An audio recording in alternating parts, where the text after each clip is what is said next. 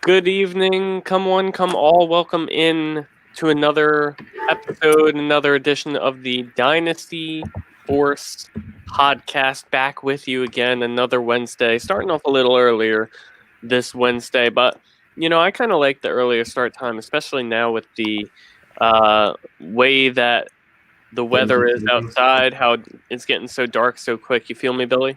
Yeah, definitely feel it. Daylight savings, or is that not called daylight savings? It is daylight savings. All right, I just Um, look real stupid right um, how are you doing on this? Was it? This is the first week of daylight savings. Has your sleep been affected in any way? Have you been kind of like thrown off? now. Yeah, man, been thrown off, man. Contender series started this week. Been playing some tennis in the sports books, so that usually happens at like 5 a.m. in the morning. So it's been an absolute weird week, but just roll with the punches. Sometimes you got to roll with the punches. How about you? You gotta just make it work. Um, it just feels weird because I get done work at like 3:30, and I come home, and like by the time I get home at 4, it's Dark. like it's dark out immediately, and it's like, damn. I feel like I getting out at 3:30 is pretty early. So like I have like no real daytime. It's just strange, but I mean, we put up with it for many reasons. Many reasons. But anyway, we are here on the Dynasty Force podcast here, reviewing week 8 with some news essentially that broke out over the weekend. A very dead trade deadline. And then, I mean, we'll be looking forward to week 9 with some picks and some nice little advice. And as you can see on the screen, if you're watching on Twitter and YouTube, at Dynasty Force Pod on Twitter, you can follow us, and Dynasty Force Podcast on YouTube. You can see our videos, you can subscribe, you can do whatever you'd like. So, personally, you can find me at Fantasy Force FB. It's in my handle that is under, or with my name, I should say, on the side of the screen that you probably can't see because it's tiny right now.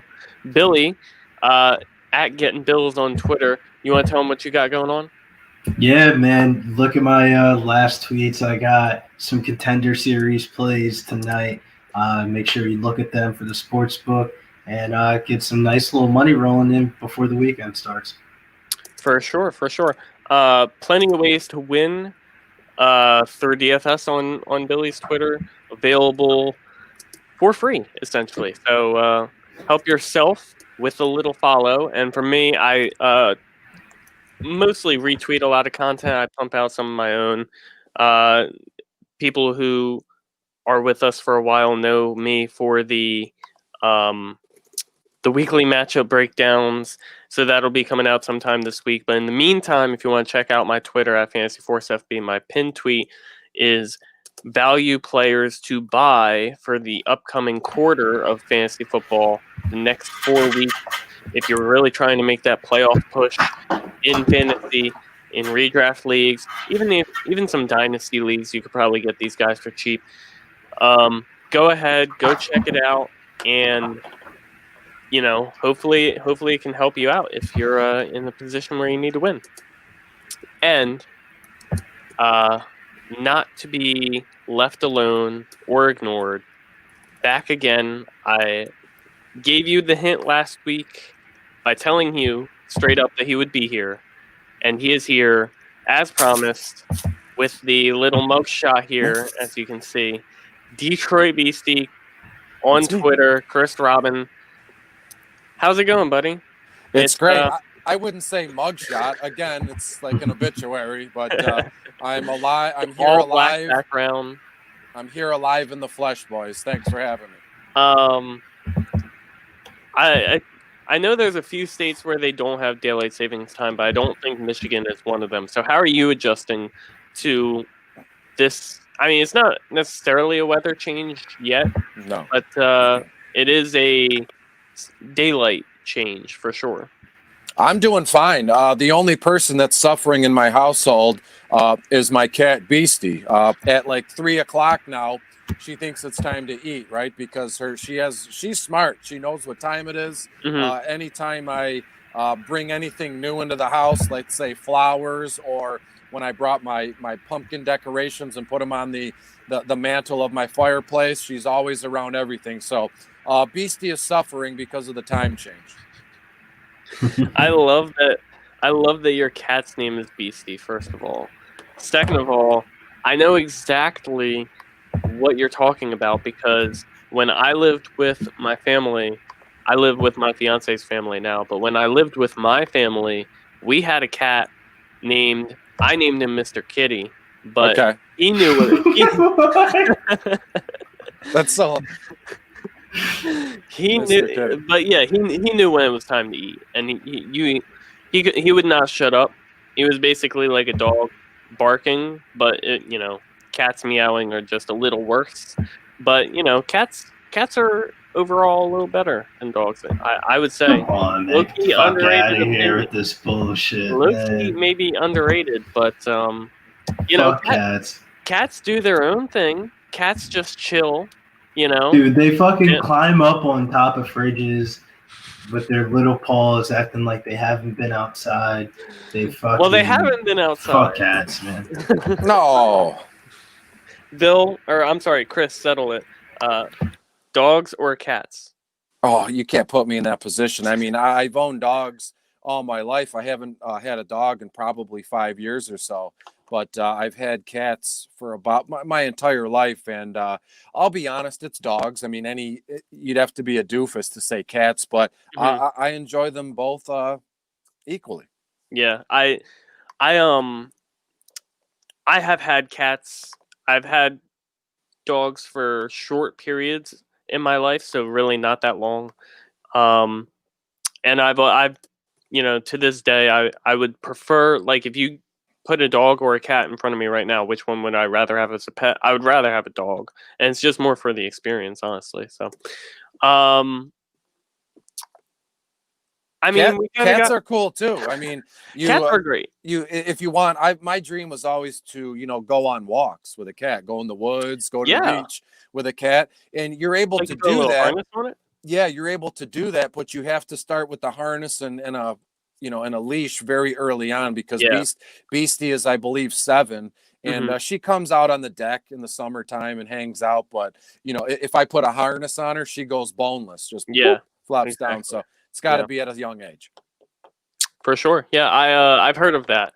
And I have considered it as well. We have young cats here, but they're old enough even to where if I put a harness on them now.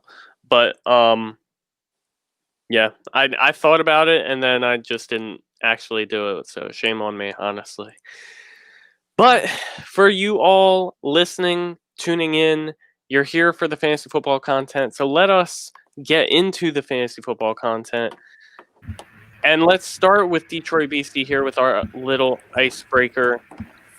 Chris, quite simply, the Dallas Cowboys offense, ever since Dak Prescott got hurt, broke and dislocated, I believe, his ankle, and has been on IR, done for the season. This Cowboys offense looks...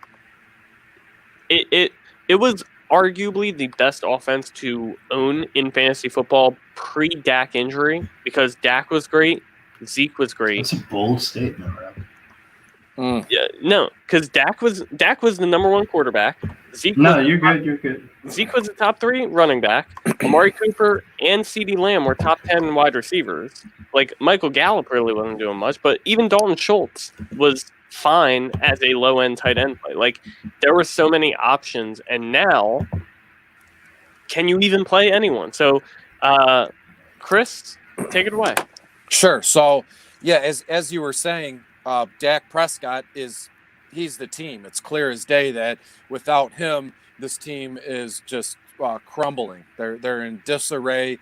They look awful, and it looks as though actually Andy Dalton is on IR now. Ben Ganucci doesn't look like he's going to play, so we're stuck with either Cooper Rush or Garrett Gilbert at quarterback this weekend for the Cowboys. So, Dalton Schultz, you can throw him out the window. He's a no-go, right? Because, as I said, Dak Prescott was able to support all these guys. Even a guy like Cedric Wilson was in the mix week to week. He hasn't done anything because the quarterback play isn't there. Dak Prescott makes that team go around here. So the only guy I would consider playing is Zeke Elliott here. And as it stands now, it's crazy for me to say this, but he's purely like a matchup play now because he hasn't been getting a ton of work like you would think. Ben DiNucci is your starting quarterback. You're going to give Zeke the ball 25 times. That's not the case. So they're not relying on Zeke as often as we'd like. So Amari Cooper, want nothing to do with him. He didn't even get, I think he got his first target of the game on, I believe, Sunday night, or did they play Monday, boys? They played Sunday night. Sunday night. His first target was in the beginning of, it was 3 minutes into the fourth quarter. That is unbelievably awful here. So the only guy worth playing on this team is Zeke Elliott. And I don't want to be the one to say, well, it's matchup based. I mean, Zeke Elliott he was a top 10 running back play for seasonal formats. And you can't just draft a guy like that and say, well, I'm going to play him in the matchups. But I think that's the case here. Zeke Elliott is a play only in plus matchups here when you got a fourth string quarterback in there. Yeah. Over the last 3 weeks, the past 3 full weeks have been without the first 3 games without Dak, essentially.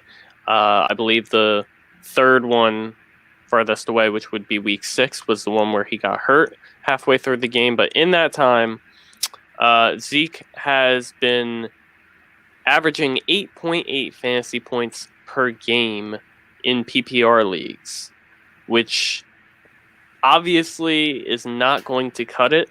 No. Especially for a guy where you drafted him as early as you drafted Zeke. He's always just been one of the safest plays at running back.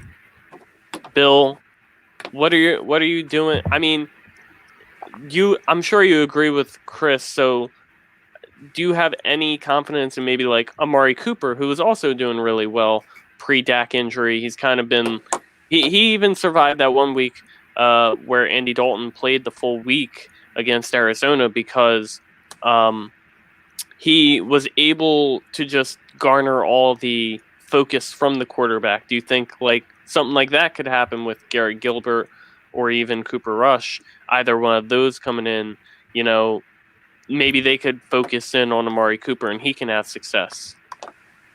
To be honest with you, dude, I have no idea what to expect out of this team. But if I had to make a suggestion, I mean, for fantasy owners, I feel like Cooper Rush would probably be the best thing because he's the type of guy that kind of slings it, doesn't do it. Excuse my language, doesn't really give a fuck. Oh, and he's just gonna sling the rock.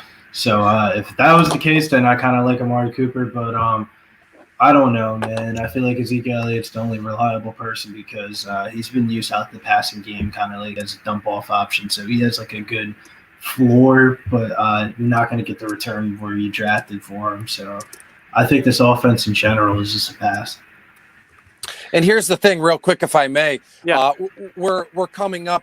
We're a day away from Week 9 starting. So the argument where you say, well, I drafted Zeke in the first round, I don't want to lose it. All that draft capital bullshit is out the window. We're coming into Week 9 here. If you want to do anything with your fantasy team, you have to plug and play the matchups for points. Where you drafted a guy is null and void heading into Week 9. That argument is not standard anymore. But before, just to say this too, before if you're in a position where like, oh, I can't hang on to Zeke anymore, like he's just a liability at this point, throw him around in some trades because you can get some value off the name on, I'm trading for Ezekiel. Like, it sounds great until you actually realize what he's been. So if it's going to be hard to sell him right now, but if you can get any value, you might just want to take it. But if you can, real quick though, if you can hold on to Ezekiel Elliott successfully, I think when Andy Dalton comes back because he is on the COVID list, so he won't play this week. He might not play next week, but when he comes back and this really becomes his team again, I think he will be better than how he has played so far. And so I feel like that gives you some hope for Zeke. Obviously, like we said, he's not going to be what he was when Dak was there. But still, he's not going to be this bad when Andy Dalton is the consistent starter, in my opinion. Chris? Yeah, and what I was going to say, correct me if I'm wrong, boys, but watching the game Sunday night, Zeke is not himself. I don't know if he's bummed out at the direction of the team. You don't just lose a step mid-season. I don't think he's not inspired. There's no fire there. And to be fair, I love Tony Pollard this weekend. This kid is playing his heart out because of who he's behind. And Tony Pollard looked fast. He looked elusive. He looks fantastic. Tony Pollard is a major play for me this weekend for DFS purposes. Yeah. I think that's a good spot to leave it. We'll move on here, but general gist from all three of us from that is basically stay away from the Dallas Cowboys offense, which is something that is painful to say based on what they were doing over the first 4 weeks of the season. Moving on here, we're going to get into some news that happened over the past weekend. Not really any trade deadline news to hit. Sadly, I was hoping Will Fuller would get traded to Green Bay. I was on that side more for the success of the Green Bay offense than for, the fantasy prospects of Will Fuller or any other Texan or anything. But, second straight year of very little happening. So instead, we get to talk about injuries, with George Kittle being out for likely the season with a foot fracture. They're calling it 8 weeks, but 8 weeks would put him on track to come back for week 17. And with his injury and Jimmy Garoppolo's injury, who re-injured his ankle, he's out at least 6 weeks. With those two injuries combined, and the division they're playing in, I would not be surprised if they are not in a position to make the playoffs in week 17. And at that point, why are you going to bring George Kittle back for one game? So, and plus, fantasy playoffs, most leagues end week 16 as they should. So, George Kittle has essentially become fantasy irrelevant with this injury, even though he may potentially even come back. One of the game's best tight ends, Billy. Do you have any, hope for Jordan Reed or Ross Dwelly? I kind of like Ross Dwelly for deep dynasty leagues. I think he's a good guy to get if he's in your waiver wires. But overall, man, I think it's more interesting to see how this quarterback situation turns out with Jimmy G being out. Can Nick Mullins hold up this team together? I'm kind of more of a guy that kind of believes in CJ Beathard, but I don't think he's going to get the start. But I think overall it's kind of disappointing for this team because they had high hopes this year. And I thought George Kittle was going to outscore Travis Kelce this year. I did too. Fantasy league. Yeah. So it's a little bit disappointing. I did too. Yeah. I was going to say that I've seen this a lot on Twitter, but not just Jimmy G, but a lot of people, with different positions, they always just believe they would be fine because the backup, they would be fine with the backup, or the backup is even potentially better. Like this was a situation with Dak and Andy Dalton over the offseason where there were so many people out there saying just let Dak walk and stick with Andy Dalton. We'd be good enough with him. And then you see the kind of difference that it makes. There's a lot of 49ers fans out there that are in this position where just let Jimmy G go. Nick Mullins is better. And I don't know that I believe that, but a lot of people are going to compare what Nick Mullins is about to do to what very injured Jimmy Garoppolo has been doing in recent weeks. And I'm not sure that's a fair comparison. But Chris, not fantasy football related, more along the lines of, what are your thoughts on Jimmy Garoppolo as the 49ers franchise quarterback? Well, it's not looking too hot, but again, if the player is good or not, or if he's hurt or not, you always have to look at the contract, right? They paid him a ton of money. So, in all honesty, they're kind of married to him for at least a couple seasons. They're not just going to cut bait with him for hurting his ankle or ineffectiveness after a season or two of being on the roster there. So, has Jimmy G ever been a franchise type quarterback? Has he ever been really a stud? They brought him over kind of on name value because he backed up Tom Brady, things of that nature. So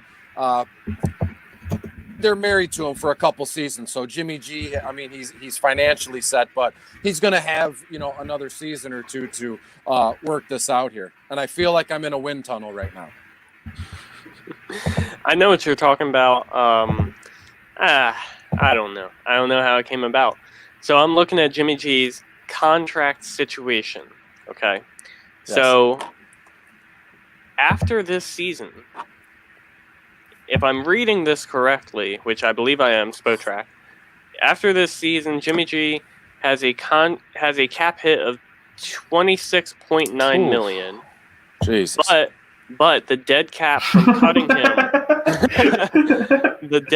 from cutting him would only be $2.8 million. So therefore, if they cut him, they would save $24 million about. Yeah. That makes sense? Yeah. So I don't know. Which makes it a little bit more tolerable, but unless I'm wrong, it's a contract. They owe him that $28 million right up front. So does he get that money, or do they save that and just, there's a clause in the contract where, dead cap, we owe you 2.4 and we'll see it. I think that's how it would work with the dead cap. Okay. That's what he's guaranteed. I think it was very front loaded from what I'm seeing here. 2018, they paid him $41 million guaranteed. And then this year they paid him $28 million guaranteed. So that covers a lot of that $74 million that was total guaranteed at this deal. So, yeah, I mean, like we said, it is a potential out maybe. So we'll have to see how it goes. But my point would be, Nick Mullins would kind of have to kill it out here in order for us to feel, because I don't think they're gonna have a bad enough pick to where they'll be able to draft one of these great quarterbacks coming out. So what moves could they make at the quarterback position besides really Nick Mullins, or maybe signing someone like, I don't know, Jameis Winston? Would you even want Jameis Winston there? It's just a weird situation. Rocco commenting from last week. I remember Rocco. Welcome, new listener. Couple buys this week. JaMychal Hasty flex play over AB this week, half PPR. I will go, I don't know who's a bigger fan of who. So, Billy, JaMychal Hasty or AB this week? Yeah, I don't want to go too far into it because JaMychal Hasty is one of my starts of the week. But yeah, Rocco, I would definitely feel comfortable starting JaMychal Hasty this week. Chris, do you say the same thing? Yeah, it's JaMychal Hasty here, and it's not close. Hasty was in bottom of the barrel last week. He showed it out. He since graduated from School of DFS, and we know what JaMychal Hasty is going to do. He's going to get 17, 18 carries, catch a pass or two. He's literally the only running back in town for the 49ers, where AB, how much of the offensive snaps he's going to play? It's Hasty, not close to me. Yeah. I agree. I would also play Hasty. Green Bay is actually 32nd in the league, dead last at defending the running back position in fantasy football. So that's a pretty, nice matchup to play against. They're going to have to rely on Hasty because, Nick Mullins, no George Kittle, things of that nature. Chris, you mentioned bottom of the barrel. We didn't talk about that. So what exactly is bottom of the barrel? Oh, well, thanks for giving me the opportunity. It's a DFS article, just those cheaper, lower owned guys to help your lineup pop, because we know all the studs you want to start week in and week out, the Patrick Mahomes, Dalvin Cook, Derrick Henry, but we have a salary cap on FanDuel and DraftKings. Can't fit all those guys in, so let me do the work, let me figure it all out, and I'll give you those very cheap, low-owned guys that you can mix and match in your lineups, help you get to the top of the leaderboards, get you all the cash you can. Oh, that sounds perfect. Where can I find such a beautiful and helpful article? It's exclusively at dfscheatsheet.com, and it's on my profile on Twitter at Detroit Beastie. It's pinned right there. Can't miss it. Wow. That is some fire shit, and I will have to check that out. So I am glad you told me about that. Just kidding. I have known about Detroit Beastie's Bottom of the Barrel for a while now. I don't play a ton of DFS, but it has helped me in lineup decisions in my deeper Dynasty leagues where I'm considering, like last week I played Jermichael Hasty with the kind of help of Bottom of the Barrel. And, I mean, he scored enough for me. So here we are. All right. And I must say, I don't want to pat myself on the back. Reading the room and Twitter and social media, I've heard it's been outstanding all season. Interesting. Yeah, it has been good. Yeah. Success in fantasy football takes a lot of little miniature storms to combine into one big storm. So, congrats to you, and I hope that keeps up, for sure. Let's move on here. From George Kittle, we go into the Packers running back situation where, Chris mentioned that the 49ers don't have really anyone else besides Jermichael Hasty. They have Jerick McKinnon, but he's not, he's suffering from tired legs even at this point, so he's really not running the football. Well, the Packers are in a similar situation where A.J. Dillon tested positive for COVID, so he's out on Thursday. Jamal Williams, their backup running back, is going to be out because he was a close contact, so he is at high risk. And then Aaron Jones, who is their lead running back, still not fully recovered from his calf, and this is a team that does not want to rush people back. You bring Aaron Jones back for this week, and, maybe he re-injures his calf, and then you're dealing with a long-term injury for Aaron Jones when you're trying to compete as a playoff contender. So to bring Aaron Jones back for this week, I don't see it happening. You saw the patience they had with Devontae Adams. Chris, Dexter Williams or Tyler Ervin this week? And I'm sure one or two of them are in Bottom of the Barrel. They are not yet. I've been loving the editing it later in the week, Wednesday night, Thursday night, and adding a couple guys. And as all this COVID nonsense hits us or practices and injury, so Definitely. My initial reaction is I like Tyler Ervin more, but he's more of like a Jamal Williams kind of back. He catches a lot of passes. He's good with receptions and things of that nature. But I believe Dexter Williams is going to get a ton of work too. 13, 14 carries compared to Tyler Ervin's 4 or 5 carries. So you're going to want to mix and match here. If I had to put one guy in front of the other, I believe it's Dexter Williams. But each guy, they're a different back in terms of what they do. As I said, Dexter will get all the running work, while Ervin will get all the receiving down work. Yeah. Billy, how interested are you in playing either of them? Yeah, I would have to go with Dexter Williams over Tyler Irving. If you look at the running back profiles off the player profile, Dexter Williams looks more of like a bell cow back than Tyler Irving.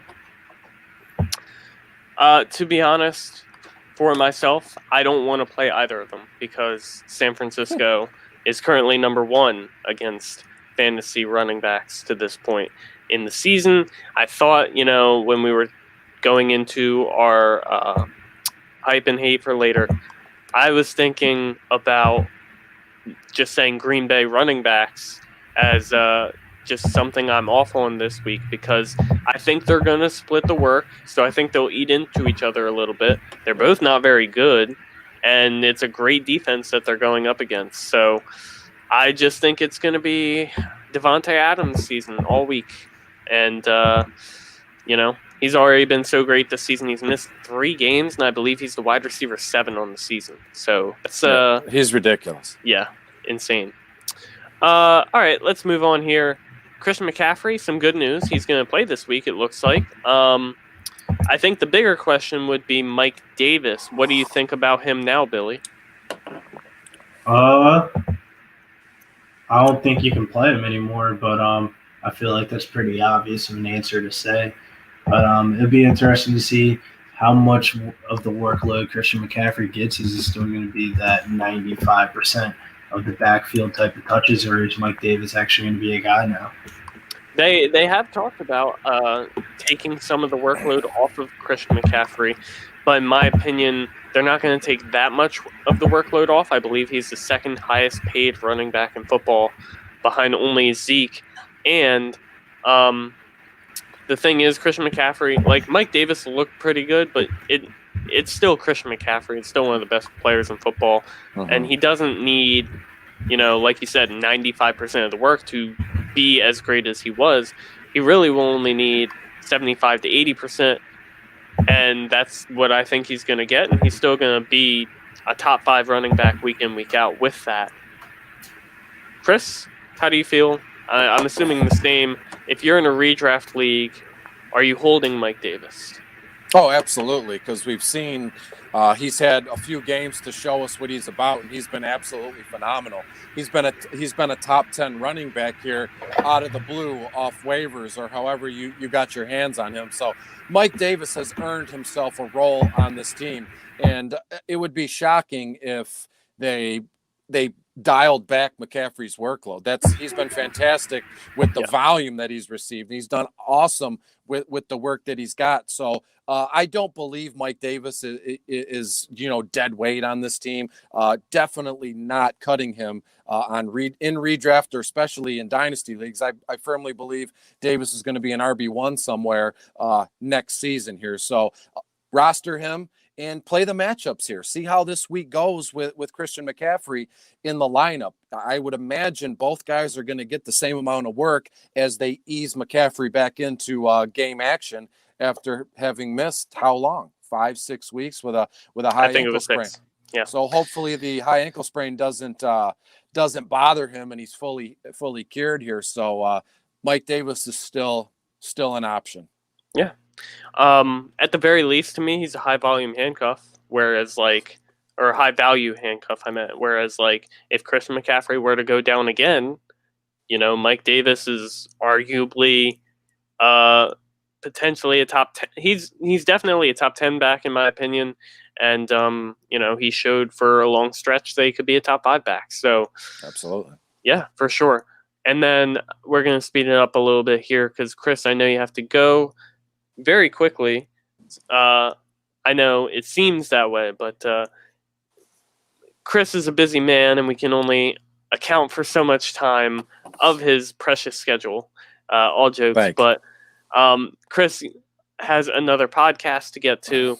Like I said, busy man. So shout out to, I'm sorry, Chris, which podcast is it? Oh, it's my own show. It's my bottom of the barrel. It's called Going Deep it's on Hammercast. It'll be live, simulcasted on all social media platforms at 6:30. It's called Going Deep. I essentially go over every play and every reason why I build bottom of the barrel the way I do. So week 9, Going Deep, coming up here in about 20 minutes. Oh, that's perfect, honestly. For anyone, too, that doesn't want to necessarily read the entire, bottom of the barrel article they don't like reading, just listen instead. Works out better for you. That's it. Real quick, our final piece of news, Myles Gaskin has a knee injury that will sideline him for about 3 weeks.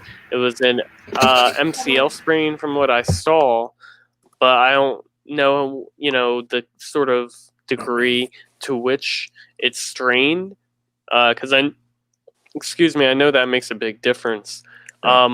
So let's talk about filling the void, Chris.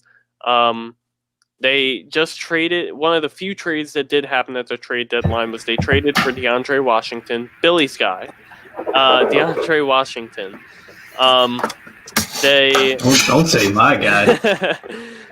Don't plant that flag on me, man. Don't plant that flag on me. My fault. I gotta turn off my camera. I'm trying to they plug in have my vertical. they have Matt Breida as well, who is the most likely to take over most of the work.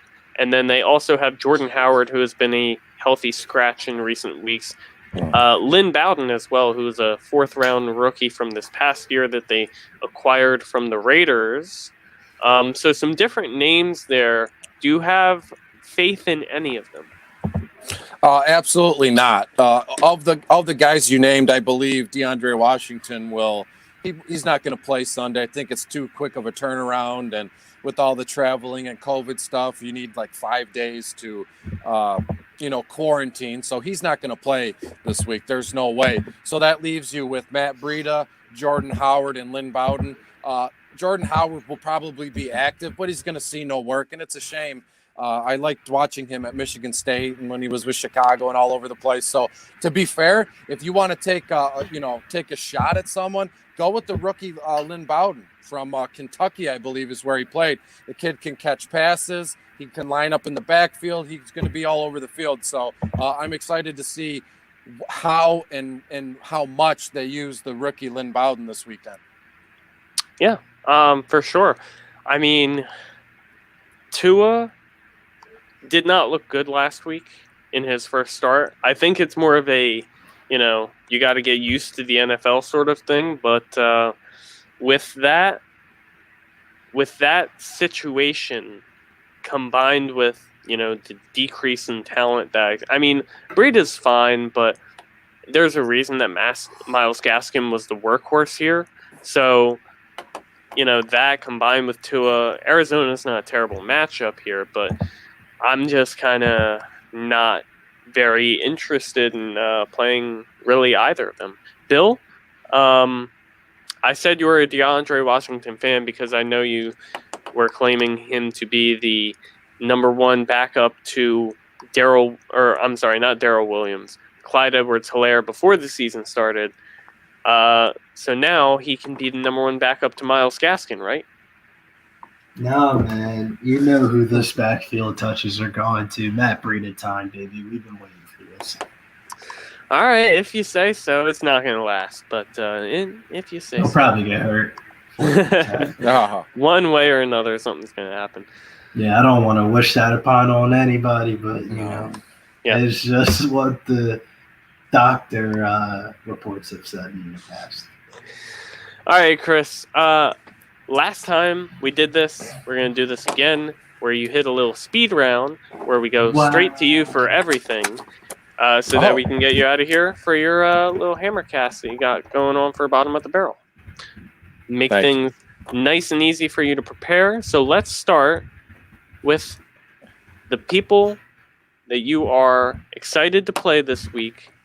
Let's start with the quarterback position.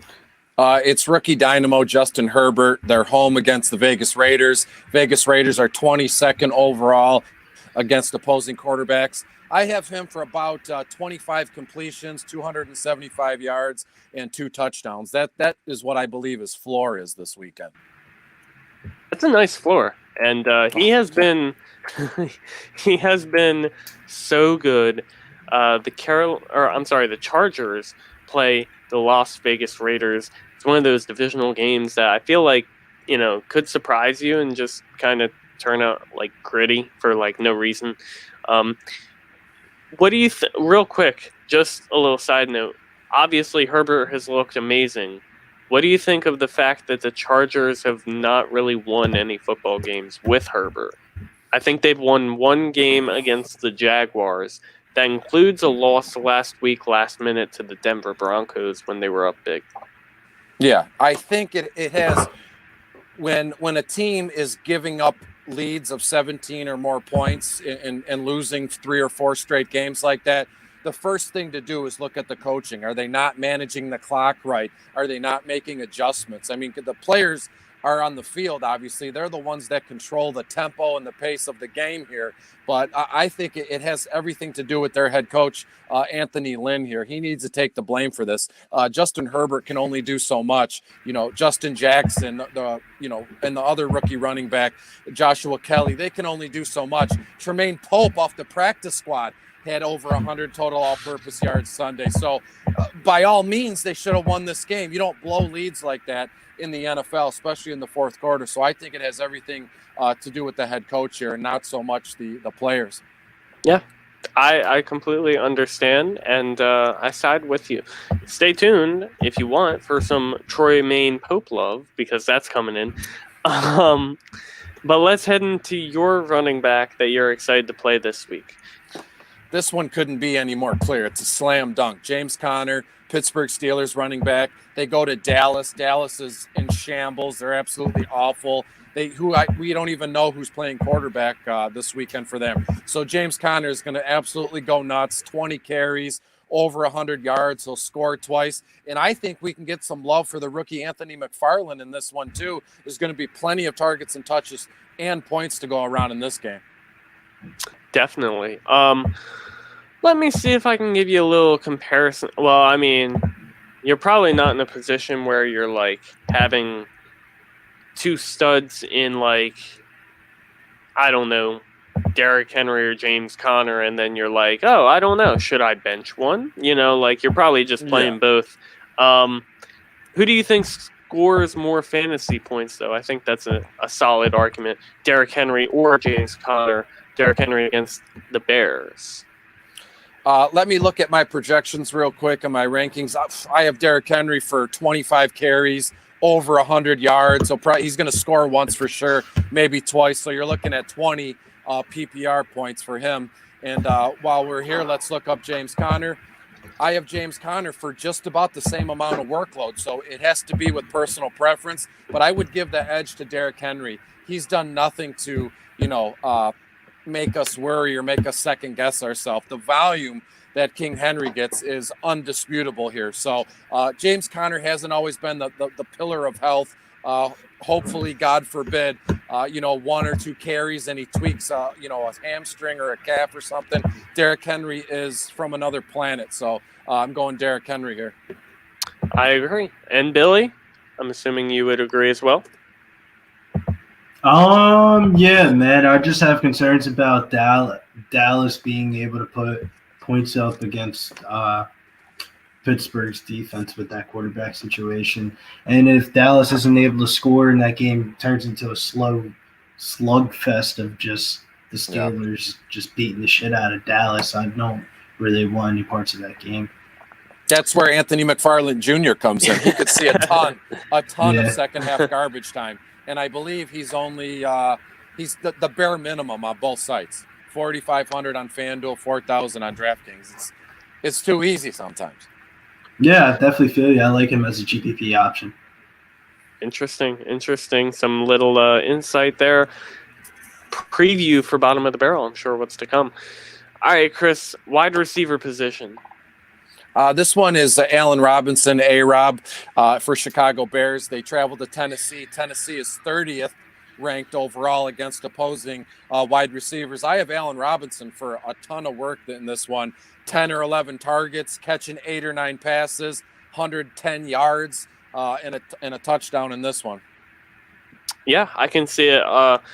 Tennessee's offense, I think, is good enough to where they can score some way on Chicago, even though Chicago's passing defense has been really good this season. So, I mean, it may just be Derrick Henry leading the charge. But, in this sense, I think Allen Robinson, he's obviously necessary. He's needed every single week. And you see that in the target volume.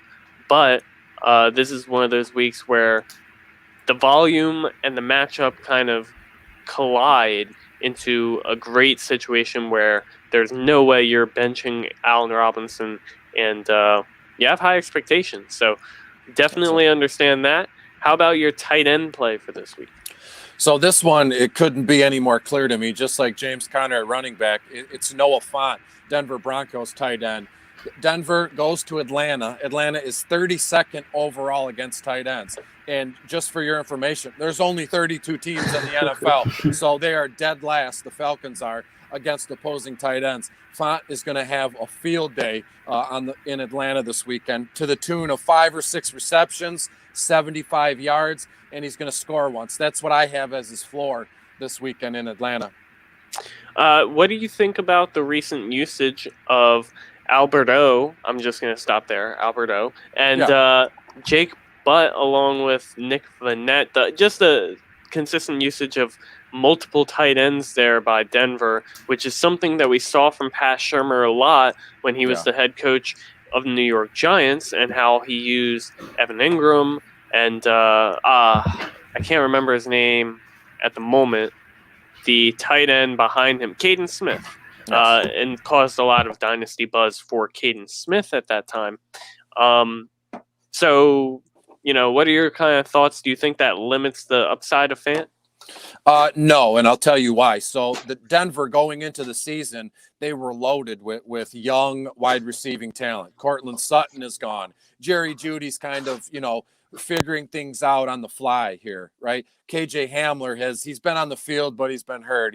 He can't stay on the field. And then Tim Patrick was their wide receiver 1 for a couple weeks, and now he's hurt with some sort of soft tissue injury. So no matter who's on the field for this Denver Broncos team in terms of wide receivers, Noah Fant is there to pick up the pieces. So they're going to get a steady dose of Fant. And I love Albert. I call him Albert okay here. And he's good for about, 2 or 3 targets a week, and that'll be fine. And Jake Butt, I love him. He's a good character guy. He played here at Michigan, tore his knee up in the bowl game as a senior. Then he did it again in the pro, so you'll feel bad about this guy. But Jake Butt is a gamer. He's on the field to be like an extra offensive lineman, help those guys block. So Noah Fant is the clear leader as far as the tight ends are concerned. So I'm not worried about Albert okay or Jake Butt getting a target or 2. I like the Albert okay. He'll be okay, with 2 or 3 targets. Just there. Drew Lock has that Missouri connection with him. All right, Chris. The hypes that we talked about, I liked them a lot. How about these hates here? I'm not going to really like this first one, considering my shirt. Well, when we get into a situation like this one, it's no secret. It's on the right below me. It's Lamar Jackson, the Baltimore Ravens quarterback. And to be fair, this all started out of a DFS format kind of thing. He's like $8,100 on FanDuel. I wouldn't touch him with a 10-foot pole in DFS sites. And it has some real life entity here, it's picking up some legs here, because look at last week against Pittsburgh. He didn't play well. He threw a pick 6. Has the NFL coaches and defensive coordinators figured this guy out? I don't know. It's only halfway through this season here, but they're playing in Indianapolis this weekend. Indianapolis's defense is fantastic. They're actually ranked 1st overall against opposing quarterbacks here. So I'm not playing Lamar Jackson if I can help it. Obviously, in seasonal formats, you have no other choice, and rightfully so. But for DFS purposes, I'm staying away from Lamar, and that's about it. Because, again, in seasonal formats, who do you have on your team or who's on the waiver wire that you'd feel comfortable with starting over Lamar Jackson? Just kind of like a temper your expectations, beware kind of thing. Yeah, I can agree with that. I definitely think the upside is not there this week. But what I will say for Lamar Jackson is he has a floor because of the rushing volume. Like, even last week against Pittsburgh, 4 total turnovers, and he still, didn't hurt your fantasy team because he had a solid, I think it was 17 to 19 fantasy points, somewhere in that range. Like, just the rushing floor just gives you, he's not going to pass for a ton of yards. It really comes down to passing touchdowns on his end. Obviously, I don't think he hits a decent amount of passing touchdowns in this matchup, which is why his upside is limited. But I think his floor is pretty safe. And, we saw that last week in a in a very tough matchup for him in Pittsburgh, where he had a terrible game, and he still wasn't terrible for fantasy. But as you mentioned, DFS, the price, he's not going to be worth it. So if you can stay away and redraft, he's going to have a bad day this week, and I'm telling you that the Colts defense it's phenomenal. Their linebackers and their secondary are phenomenally ball hawking. You have Darius Leonard, who's might spy with Lamar Jackson this weekend, and I don't like that, Matt. Darius Leonard has an advantage, I believe, over most of the linebackers in the league. And then a kid like Bobby Okwerli has come out of nowhere to be a nice IDP waiver wire pick at linebacker, and then a guy like Kenny Moore at cornerback who can crash the edge and blitz. So Lamar's going to have a bad time this weekend. All right, I'll buy it. How about Billy? I'll give you the little comparison here. If you're going to start, let's say, Lamar Jackson, or how about Matt Ryan against the Denver Broncos? You said Lamar Jackson or who? Matt Ryan? Yep. I actually do kind of like Lamar this week, more of like a real life perspective rather than like a fantasy perspective. Kind of on the Ravens -3 this week. It's one of my bets for this week. But fantasy version wise, who knows? Kind of rely on Lamar Jackson's rushing floor rather than Matt Ryan's passing floor, because he gets a rushing touchdown, he pays it off for the week, rather than Matt Ryan having to score 2 touchdowns. Yeah, definitely understand that. All right, Chris, let's move on here to the running back position. I alluded to it earlier, and you can hit it hard now. Yeah, it's Zeke Elliott. We don't know what this team's about in terms of quarterback. We don't know how much work he's going to get, and all that in a tiny bow. They're playing Pittsburgh, and Pittsburgh is unbelievably good on defense. So Zeke Elliott going to have a bad time, kind of like that South Park episode. If you French fry when no, you're I supposed know to what pizza, you're talking about. You're going to have a bad time. Yeah. I got to split, boys. But thanks for having me. Okay. No problem. Sad we couldn't get to all of it, but I completely understand. Have fun over there at DFS Cheat Sheet. Detroit Beastie on Twitter, Chris Robin, and be on the lookout for Bottom of the Barrel coming out sometime soon. Well, here we are again, Billy. Just the two of us. He hit most of his points, which I appreciate. So let us bring it home here, Bill. Talk about our hypes and hates. How about you start it off here at the running back position? You also alluded to this earlier when Rocco asked the question, JaMychal Hasty or AB. And now I'll give you the floor on why you like JaMychal Hasty. Yeah, man. It's not like a smash start, but it's the type of guy he might be on one of your benches or in your waivers and you're thinking about it. I think you definitely should pull the trigger on JaMychal Hasty this week. Even though he didn't I want to see how the snaps went last week because Tevin Coleman got ruled out. So it's kind of between him and Jack McKinnon. I think Jack McKinnon's a more explosive player. But Hasty has just been making more of his opportunities of recent. I'm in a situation where I think I'm about to start both of them this week in my one of my Dynasty leagues. But I definitely like JaMychal Hasty as like a flex play for those more shallower ESPN leagues and stuff like that.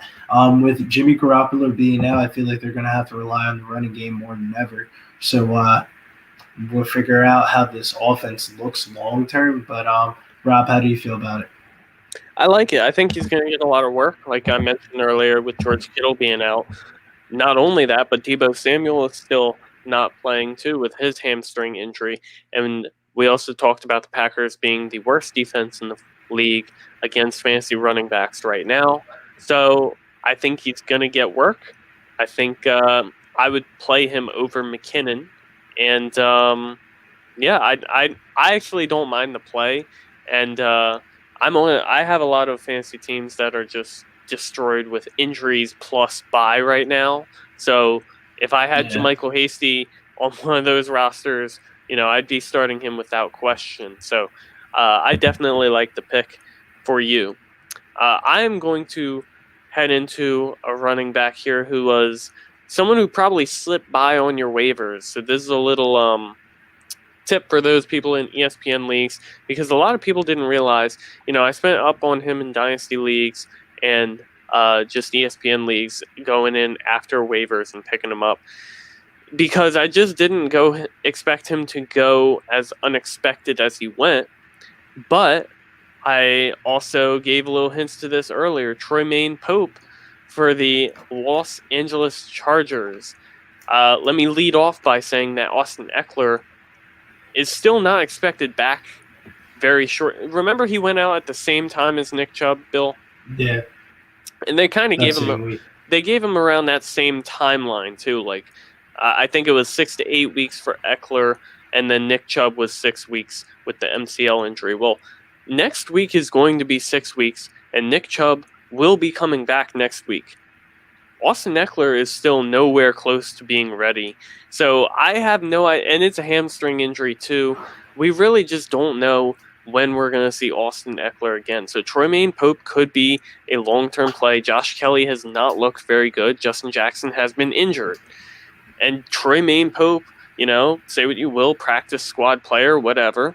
Last week, 10 for 67 against the Denver Broncos, who have been really good against running backs to this point in the season. And I don't have the numbers on me at the moment. I can get them real quick, but he was also involved in the receiving game too. I don't think there's a ton of upside because he's not, a great player, but he's definitely one of those guys where you can, like I said, he probably slipped by on waiver wires. He was the RB15 last week too, by the way. So he has shown, he can do a little something. And this week they play the Las Vegas Raiders, who are terrible against fantasy running backs. So this is really a situation where I think Troy Pope, for desperate teams, me included, you can start Troy Pope this week, and he will be involved to the point where, you're going to be happy enough with the results, considering that you're getting him for free as sort of the bye week fill-in. By the way, I just pulled up the stats. He had 7 targets last week, 5 receptions for 28 yards. 28 yards is really not that good, but still 7 targets at the running back position. How do you feel about Troy Pope, Bill? A little bit disappointing. Joshua Kelly's kind of been taking the second hand to Justin Jackson. Troy Pope, I don't know how much of a consistent option he is. I don't know if it's just been recency bias and people are looking at box scores. I don't know. But I wouldn't want any parts of it because I think this is a 3-headed monster backfield. It very well could be. But I will say that not Justin Jackson. Joshua Kelly was not involved in the second half last week, which is really when Troy Pope did most of his damage. So, and that was after a Josh Kelly fumble. With the way that Josh Kelly has looked this season, and with that fumble, and with the efficiency of Troy Pope, we can be in a situation where Troy Pope has kind of taken that job away from Joshua Kelly. And, it could be, at that point, a 2-headed monster between him and Justin Jackson, where they're both kind of just solid. And by the way, Justin Jackson was actually the RB9 on the week in PPR format. So, maybe they can both see success, ? And that was against a good matchup or good defense against running backs in Denver. So, it's a shot. It's a deep shot, really.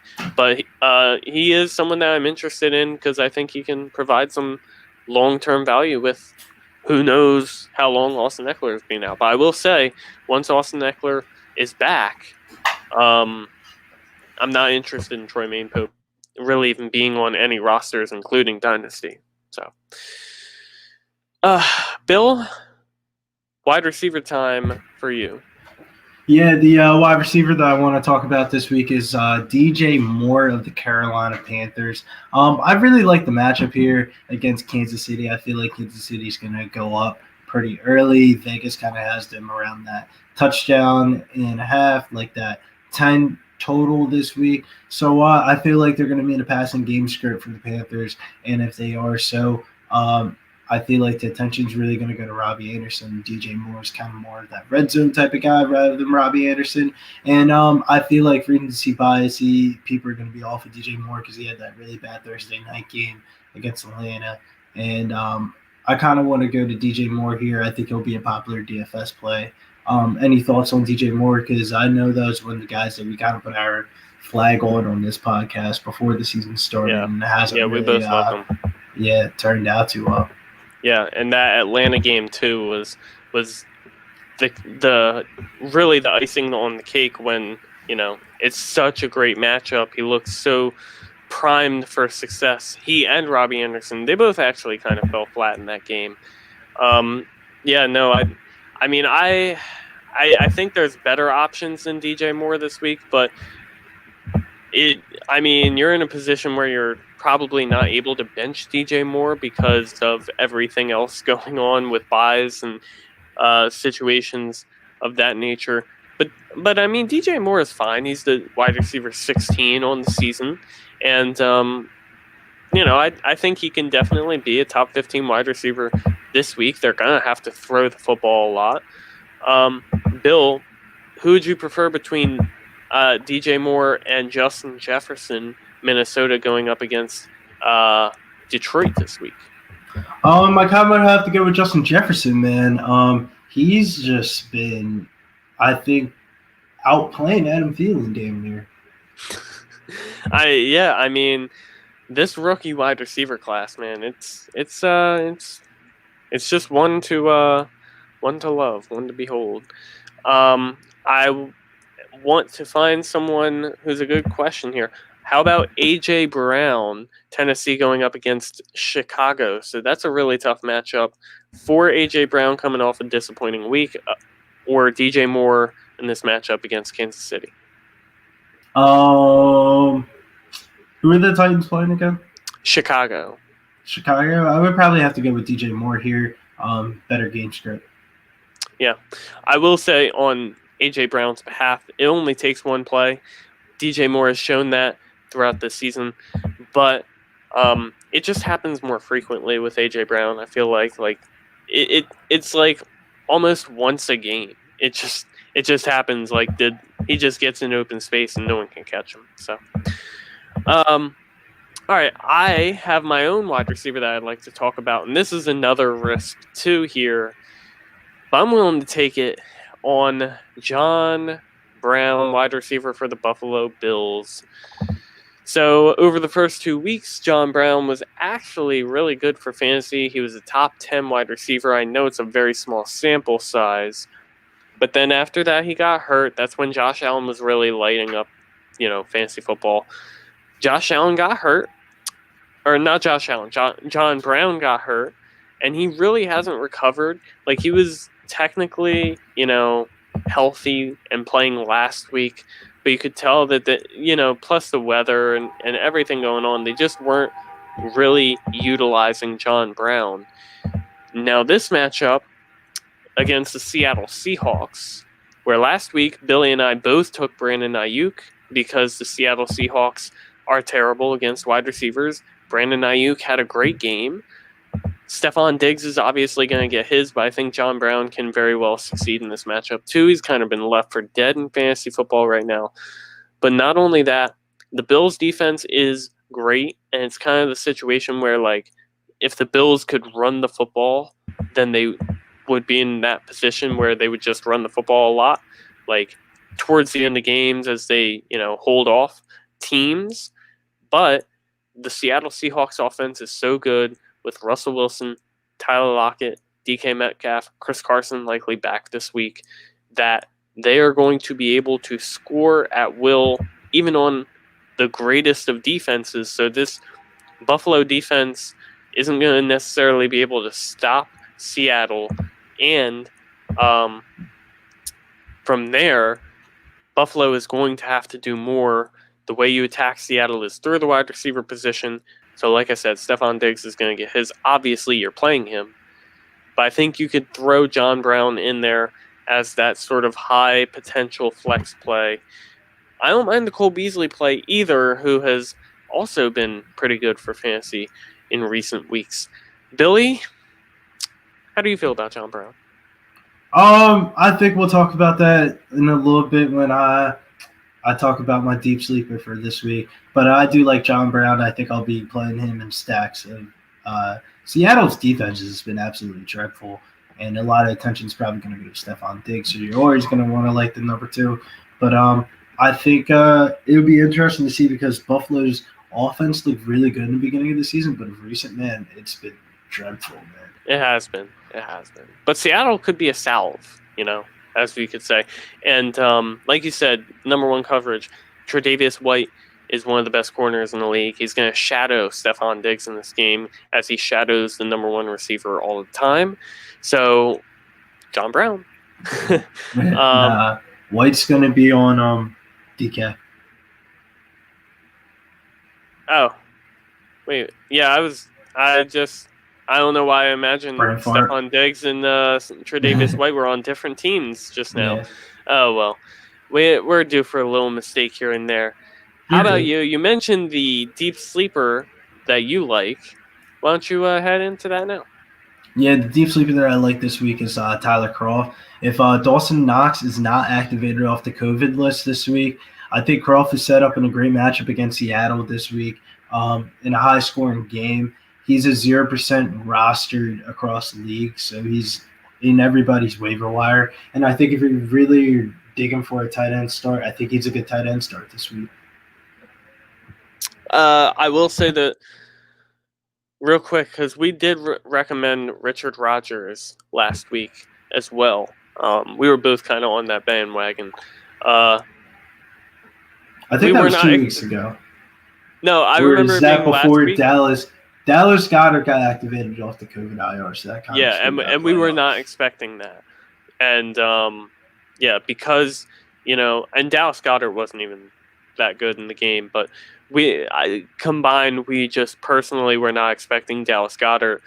So I hope you kind of understood that the Richard Rodgers play was more along the lines of, if Richard Rodgers is the only tight end in town, then he's a good play. And since Dallas Goedert came in, hopefully he didn't play Richard Rodgers based on our opinion. But obviously this is hindsight, and if Richard Rodgers had balled out and gotten 2 touchdowns, we would have been, hey, we called that. So you win some, you lose some. Anyway, for me this week, I am hype on David Johnson, running back for the Houston Texans. It's a very chalky pick, but I'm loving that chalk. Houston Texans have not been great this season, but they are going to look fantastic on Sunday when they take on the Jacksonville Jaguars, who are another terrible team, have looked worse and worse as the weeks go on. Plus, rookie Jake Luton will be making his first start. This is a situation where I feel fine playing the Texans defense in fantasy, and the Texans defense is currently 29th among all defenses in fantasy football. So this is a situation where I think Houston is going to end up getting up on Jacksonville early, and they'll just ride David Johnson the whole way out, and he will, succeed against a defense that has a hard time stopping anybody. How do you feel about David Johnson this week, Bill? I really like David Johnson this week. He was one of the guys I was looking at for start of the week this week. The only concern would be maybe Duke Johnson, but I don't even think Duke Johnson, this is the type of game script that even sets up for him. With the quarterback situation that Jacksonville's having, this is a smash spot for David Johnson. For sure. All right, and let's get into our hates. As always, you kind of start off with the hype, so I'll start off with the hates here.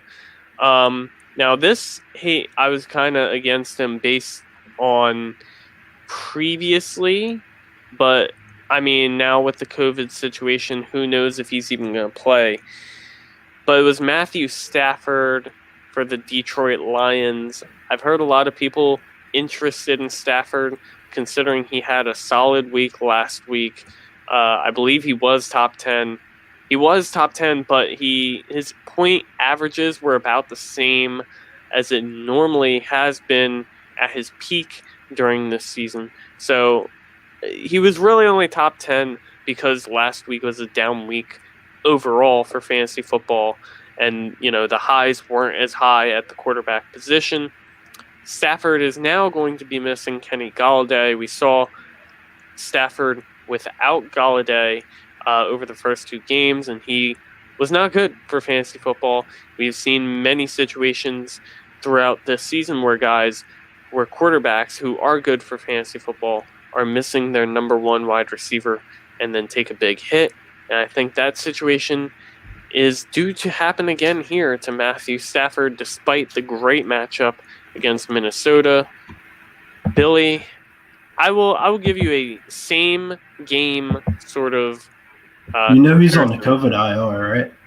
Yeah, no, he still has a chance to play on Sunday. No, it's dead. Look, I just saw the John on. I just saw a tweet a few minutes ago that said he can still play if he tests negative twice before the week. Damn. I know they're doing what they can. Let me see. Why am I should be able to see this on my Twitter if I can find it, but it was very recent that I saw that tweet.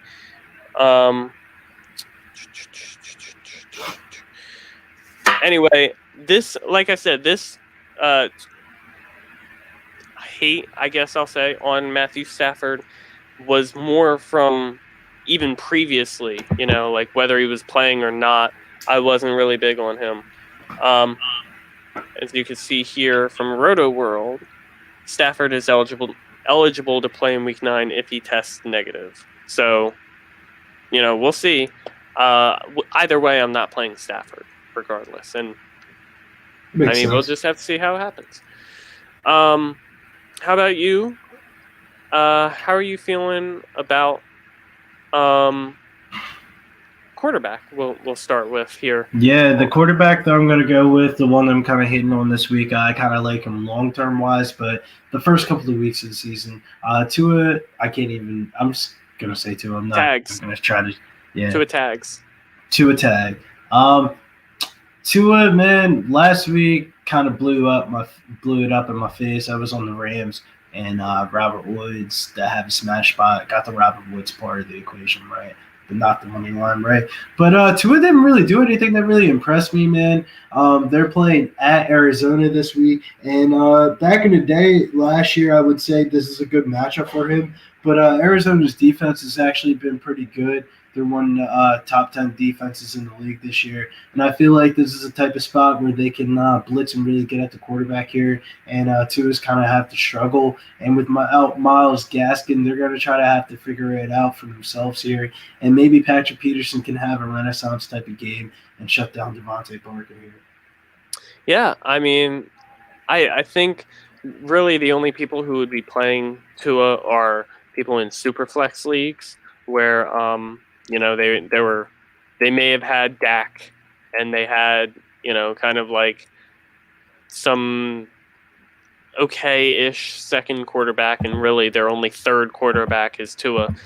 I can definitely understand your point, though. Like, if I had Tua or I had even like a bench player like, I don't know, I don't want to say J.K. Dobbins because I feel like J.K. Dobbins is actually a solid play this week. I'm trying to think maybe even like Matt Breida along the same game. I feel like Matt Breida could have more success than Tua as Tua kind of gets acclimated into the game. He's kind of got to just get that experience. It's going to take some time. Like you said, like him long term, but like I mentioned, it's going to take some time. It's not immediate. For me, this week, I'm hating on Colts running backs. This is saying, because Jonathan Taylor, who really knows what's up with him, his injury, we didn't cover on it with the news because it's hard to cover. Like, there's not really any specific injury being stated. There's not any real news with it. But He's apparently nicked up a little bit, got a little of an ankle injury. And like I said, they're not diving into it, so we really don't know exactly what's wrong with him. Jordan Wilkins looked really good in his reserve last week, and last week Nyheim Hines caught 2 touchdowns. So, you might be interested in playing the Colts running backs. But last week they were playing Detroit, who is really not good against the running back position, period. And this week they're playing Baltimore, who is one of the best teams at defending the running back position. And furthermore, this could be a situation where Jonathan Taylor, Jordan Wilkins, and Nyheim Hines are all involved. So I'm not even interested in playing Jonathan Taylor in this matchup. Even if I hear like he's 100% healthy, he's good to go. It's obvious that something's wrong with him. It's obvious that just it's not what we expected from him. And if you were to tell me Jonathan Taylor's out right now, I'm not entrusting Jordan Wilkins against the Baltimore defense. He looked good last week, but he's looked terrible in every week prior when they were actually playing a decent defense. So now they're playing one of the better defenses in football. So I'm really not that interested in playing any of them this week, even though Jordan Wilkins was a big-time waiver pickup in a lot of leagues. Billy, how do you feel about the Colts running backs? Oh, man, it's kind of so disappointing because, I'm a big Jonathan Taylor guy, but this just hasn't been South Jersey. Recent. And I don't know what to do about it, man. So I kind of definitely feel you on the hates on everybody here. Both of us being South Jersey boys, Jonathan Taylor from Salem in South Jersey. So, yeah, definitely, I have to push my fiance away because, Salem, for those of you who don't know and are listening to the podcast, Salem is not the nicest place to live. I will say that, and I will be generous. I don't know exactly where Taylor was from in Salem, but odds are it's not from a great spot. And I mean, Jonathan Taylor could put us on though if he succeeds in the NFL, and then give back to the community in Salem, which definitely needs it, honestly. So rooting for Jonathan Taylor. Anywho, Billy, how about the running back you're hating on this week? Yeah, the running back that I'm hating on this week is Ronald Jones. I don't know if anybody saw that Monday night game against the Giants, but that was supposed to be a great, Ronald Jones smash spot. I did not watch the game, but I did not have to watch the game to know basically what happened and how terrible it is, not only for Ronald Jones this week, but for his future. Yeah, man. Leonard Fournette just looked like the more exclusive black, and he isn't even really been playing that well. And Ronald Jones, I just don't think he's just that type of guy that we're making him out to be. I think he just he's behind a good offensive line. Yeah, he took advantage of his opportunities in the beginning of the season. I think his time is just about over. Yeah, he. For those of you who don't know specifically, he fumbled a little earlier on in the game. I want to say it was towards the end of the first half, but he did fumble, and then from then on, it was basically all Leonard Fournette, and that was the worry. Even with Ronald Jones and how good he's been running this season, that was the worry that, one mistake. Bruce Arians is that type of coach where, let's get the vet who knows what he's doing and well-rounded. Let's get him out there. He's obviously not a great player, but, he's not going to screw up the way that Ronald Jones has screwed up. So it's sad. And, I didn't like the New Orleans matchup anyway. But, I think we had this question posed to us last week. Who would you rather play between Ronald Jones and Leonard Fournette? And I said, look, I'm taking Fournette because not only, the receiving baseline, he's more involved in the receiving game, but also I just don't have trust in the situation for Ronald Jones. He can make one mistake and get benched. I don't want to, have confidence playing my running back and then get 0 points because he well, actually, it might even be negative points at that point because you fumbled, and then you just miss out, and bless you, Billy. Thank you. Yeah. All right. I'm hating on Darius Slayton at the wide receiver position this week for the New York Giants. They play the Washington football team, one of the best teams against wide receivers this season. They generate a ton of pressure. The Giants' offensive line has looked a little better in weeks, but Daniel Jones is not the type of quarterback that handles pressure well. We've seen that with a ton of turnovers. We've seen that with a ton of inefficiency. And ever since Sterling Shepard has come back to this offense, he has been the more targeted player. Evan Ingram is still heavily targeted as well. So I'm not in a position where I'm happy to take the shot on Slayton. I think he has good long-term upside, but I personally see Darius Slayton as a really good number 2 and a field stretcher. But I see him as a Will Fuller potential sort of guy when Will Fuller was doing great all those years next to DeAndre Hopkins, but I don't see him as a true number 1. Do you feel similar, Bill? Not really. I feel like Darius Slayton, just his air yards in itself, all he has to do is catch 4 balls and he'll get like 50 to 60 yards, and that's like 6 to 7 fantasy points per game. So that's not that bad. But do you trust Daniel Jones to deliver 4 or 5 balls that are catchable? Against Washington, I do. Washington's actually pretty good as far as defending the quarterback and the wide receiver position. No, I'm just saying I was on the over the first time that game happened, and I'll probably be on the over again. Interesting. I think Dwayne Haskins played for Washington the first time they played. So, Kyle Allen definitely helps that over argument. How about the wide receiver you're hating on to round us out this week, Bill? Yeah, the wide receiver that I'm hating on this week is Adam Thielen. I feel like this is more of a run type of game scenario for the Vikings. As you saw last week, they don't mind just running Dalvin Cook the ball a bunch of times a game. And Adam Thielen's kind of been outplayed by the rookie Justin Jefferson recently. And I feel like Adam Thielen's touchdown are like due for regression. And that's the reason why I don't really like him in this spot this week. How do you feel about Adam Thielen? I think there's not really a way you can bench Adam Thielen, but he is more of one of those guys of like, maybe adjust your expectation. This is definitely, like I mentioned last week, Jordan Wilkins and Nyheim Hines both had huge weeks against against Detroit, which is the matchup for Minnesota this week.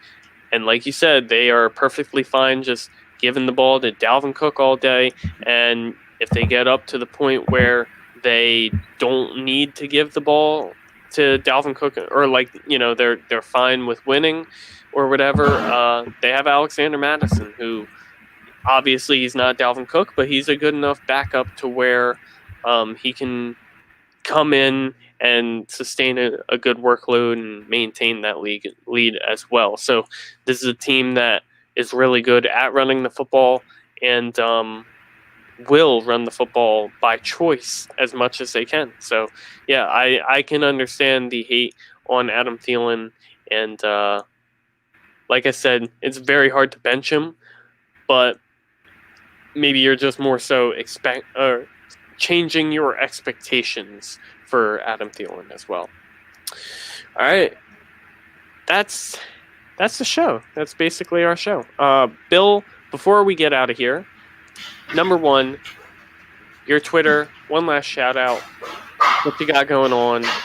Whatever you want to Bills. We got Tuesday night, but it's on a Wednesday, so I shouldn't even say Tuesday night. The Dana White Contender Series that's coming on tonight at 8:00, an hour about from now. And it should be some good fights, pretty quick card, should be about an hour. The Ultimate Fighter's coming back, so it's pretty interesting for MMA. They're trying to start their development system. It would be pretty interesting to see if the NFL kind of does the same exact type of thing with the XFL once that comes back. How about you, Rob? Definitely. My Twitter at FantasyForceFB. I might be a little late with the matchups this week, depending on when I can get them up for being posted. But you will definitely see that over the weekend, and obviously you can hit me up on Twitter at FantasyForceFB or DM if you need help with any start-sit questions heading into the matchups over the weekend. If you don't see that matchup breakdown posted, obviously it's always going to be linked, pinned to my Twitter, and follow the show at Dynasty Force Pod and Dynasty Force Podcast on YouTube. So you can always see us when we go live, and then you can join. You can watch the show live here on Twitter, and you can comment any questions and hear us talk about them as well. Bill, before we head out, we have one final segment, and I'm very happy about this final segment. The Survivor picks that we have had going on this entire week, or entire season so far. It does say week 8, should say week 9. I was down 2 games. Now I am down 1 game, thanks to a clutch win by the Cincinnati Bengals that I was not expecting last week. My parlays were not expecting, but this week I will be taking the Houston Texans. They play the Jacksonville Jaguars. I mentioned it with David Johnson, calling him my one of my favorite running backs to play this week. I just think that the Texans are going to be in a good position to win this one, especially with Jake Luton starting. Bill, you took the Ravens. You want to talk about that? Yeah, man, I took the Ravens over the Colts. I feel like Lamar Jackson's due for a bounce-back game here. A little bit of a bad matchup last week against Pittsburgh, but Lamar Jackson in the Dome. I know Chris kind of talked bad about Lamar Jackson, but Lamar Jackson in the Dome, baby, I think they can pull off the win. The Colts haven't really impressed me so far this season. I feel. All right. That is the episode, and I hope you all enjoyed it. Please tune in again next week right here, as I said, Twitter and YouTube, but obviously on all major listening platforms for Getting Bills on Twitter, Billy Brisbane. I am at FantasyForceFB, Robert Mantuano, checking off for you. Hope you all enjoy your night, enjoy your week, have a successful week, and as always, feel free to hit us up if you need anything fantasy related, any advice, any questions, whatever it may be. We are here for you. Thanks again for tuning in. Enjoy